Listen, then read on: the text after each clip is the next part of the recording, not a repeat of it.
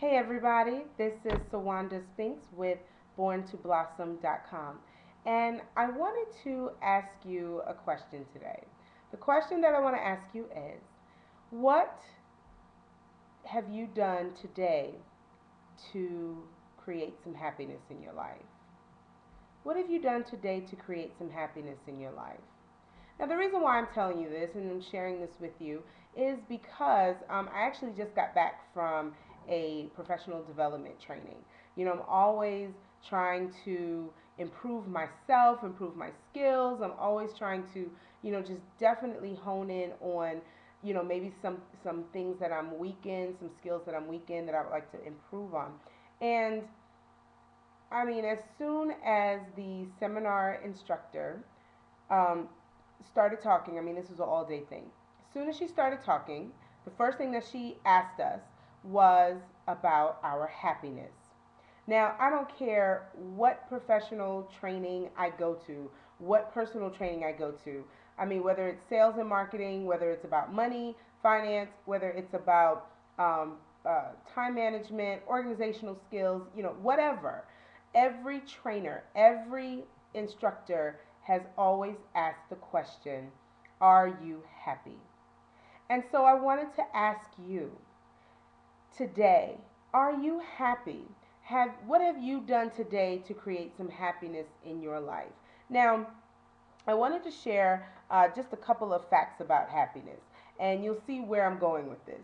One of the things that I just looked up and I saw research shows that 40% of your happiness levels has to do with friendship, has to do with work, and has to do with community or participation in your community. 40%. That's a lot. All right, here's another one. Another fact is the happier you are, the more antibodies your body actually generates. And it generates up to 50% more. I did not know that. Isn't that interesting? Another fact was happy people generally earn more than unhappy people. Well, okay, if you think about it, if you do what you love, think about how productive you really are when you are doing something that you really do enjoy. I think that's why I emphasize finding your passion, and that's why I created a whole business about finding your passion, doing what you love, and getting paid doing it because I was there 10, 11 years ago where I was in a job that I could not stand. I was in work that just meant nothing to me. And so now I am in a position where I am working in a position that I really do love. And that makes me happy being in my element, being in my purpose, you know. So that makes sense when they say that happier people generally earn more than unhappy people. Because what are unhappy people going to do? Are they going to really get bonuses? Not really, because they're just kind of getting by. All right. And here was a really good, fascinating fact that I just learned. And it said, do you know that your scent, your body scent, actually changes between when you are stressed and when you are happy? So, my single friends out here, think about just when you're meeting someone. If you're stressed out, clinical experiments on body odor have proven that your scent changes when you are stressed and it changes when you are happy. I mean, wow. Like, I mean, I knew the mind body connection and everything is definitely something that is a fact. But I did not know that when it comes to happiness or when it comes to an emotion, that the emotion not only affects you on the inside, but it also affects you on the outside. Interesting stuff. I'll give you a couple more. Happy people create happy results. That makes sense. Happy people create happy results, and this is not just in the workplace. This is also in the home. This is also in relationships. This is also in family. Happy people create happy children, happy environments. in your home, in your office, in wherever, so that makes sense. And then the last one I want to give you, um, I found out that the most powerful way to increase your long-term feelings of happiness is to understand and know your life purpose and to work on sharing that with yourself and others. Let me say that again. The most powerful way to increase your long term feelings of happiness is to understand and know your life purpose and to work on sharing that with yourself and others. Now, here's the funny part, that is my primary focus when it comes to my business. My business is to help empower women to finding their passion and then turning that passion into a profession. Now, the reason why I decided to get into that field is because I did it myself. And when I did it myself and I realized all of the benefits and all of the happiness that I was getting as far as living my dream, living my love, you know, that really brought a lot of happiness in my life, but I didn't know that it was a true fact. I knew it was a fact for me, and I wanted everyone else to kind of feel the same thing that I'm feeling, but it is saying that in order to increase your long-term feelings of happiness is to know and understand your life purpose. And I thought that was absolutely powerful. So, what in the world does that have to do with you? Okay? Actually, it has everything to do with you. And when you are happy, you actually see the world in a happier place. You start focusing on the good things that you have and not really focus on all of the negative things you have. With my clients, I'm always asking my clients the main thing first before we even get started, is not only what do you want to be when you grow up, but also, what is your big why? What's your motivation to even live your passion? And your big why, 9 times out of 10, your big why is a happy place, is actually trying to be more happier in something or in doing something. And, I'm realizing that when you are happy, you produce happier ideas or creative ideas. When you're more happy, you produce positive relationships, positive children, purposeful jobs. You start really looking at life as half full and not half empty. You also are really able to accomplish more when it comes to whatever it is, your business, home life, family, spiritual life, your finances. I mean, you start finding happier things in all areas in your life. So, if you haven't found your happy today, I am happy to share with you some of the happy things or the happy stuff that that I do and that I used to do or that someone else has done. And so I just wanted to share a couple of things or a couple of suggestions for you. One of them is to perform random acts of kindness to someone that you may know or that you may not know. I remember a couple of times when I used to go up and down Georgia 400. For those who are in Georgia, you all know about the toll that we have up in 400, Highway 400, and it's 50 cents. And of course, 50 cents. Sometimes you're scrounging around, you're looking to see if you have it, and you either have it or you don't have it. But if you don't have it, you're in trouble. But one day, I just remember giving the teller $1, and I just said, "Here, give that guy, or lady, whoever it was in the back, give that person the 50 cents, and she can just keep going." And I didn't know who she was. I didn't ask for a thank you. I didn't, nothing. It was just an act of random kindness. And I felt good that day. I really felt good that day. And it was just something as small as that. It could also be something as small as, this is kind of weird. Actually, it's not weird. You may think it is because you probably never done it before. Now, I haven't done this before, but a friend of mine did it, and she said that she was so excited all day. And but what she did was she actually gave um, flowers to herself. She actually ordered flowers and have them delivered at her job.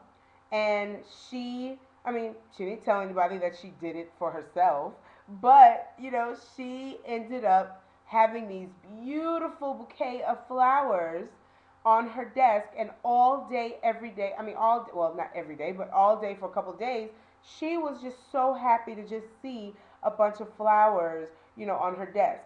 And of course, everybody's asking, "Oh, where did you get these flowers from? Oh, where did you get?" You can tell them whatever you want. But but for her, she just said, "Oh, someone gave these to me." She wasn't lying. Someone did give it to her. It was her. So, but do something nice for yourself. Why not? Why do we have to wait for someone to do it for us? Do it for yourself. Another one is, and this is my favorite. I'm always telling my clients to do this. You want to find something or some things. I say five things that you are grateful for every single day and every single night. Now, what I do is a little homework assignment, and what happens is, excuse me, what happens is, every night before I go to bed, I start thinking about all of the things that, or start focusing on the things that were good. Like what happened that was really good today. Because we as a society, for some reason, we are always talking about the negative stuff. What we did wrong, or what did he do to me, or what did she do to me, or I can't believe I did this, or I can't believe that happened, and I'm getting so overwhelmed, and blah blah blah. So I decided to retrain my mind by every night going and finding out all of the, or not finding out, but writing down all of the positive things that happened to me today, all the things that I'm grateful for that happened that day. And so, what I do is play a game with myself during the day. So, instead of sitting here looking for all the negative things that are going on, in my life, I think about all the positive things that are going on in my life, and the positive actually outweighs the negative. And so, what I do is, like I said, play a game with myself. And if I know I have to find five things before I go to bed that night, then I start like actually looking and consciously being aware of the things that I am focusing on. And so when I go to bed, before I go to bed that night and I'm writing out my stuff, it's almost like I knew what I was going to write. So I'm like, oh, yeah, yeah, yeah, I remember this, I remember this, I remember this, and my homework assignment is easy. So play a game with yourself. Stop looking for the negative stuff. Focus on the positive, and at night, write down at least five of the things, of the good things that are happening to you or that have happened to you that day. And then watch how your whole life starts to change right in front of your eyes, because you have retrained now. You've retrained an old habit. You have now retrained an old habit into a new habit. And so now your new habit is start looking for everything positive and not look for everything negative. One more, and I'll let you go. We also have, oh, I love this one. Take a walk. What are some things that really make you happy? For me, unfortunately, the beach is not close for me, so I can't just jump into my car like some of you guys. I can't just jump into my car and go to the beach and enjoy the ocean. That is my absolute favorite. When I'm around water, when I'm around the ocean, the river, the lakes, mostly the ocean, I mean, I get this sense of happiness. And I try and do that every time I am somewhere close to a beach, but take a walk in nature. Do something in nature. Sit down, meditate, enjoy the sunlight, enjoy the rain, enjoy nature, enjoy just hearing, the birds or the crickets or something. Do a little sunbathing, with clothes on, please. Do some sunbathing, but you're sitting there and you're actually getting that vitamin D in your system. Vitamin D and happiness connect. They actually connect. So, One of my other favorites, hugging a child. Whether I'm hugging my child or I'm hugging a child, I'm hugging a child.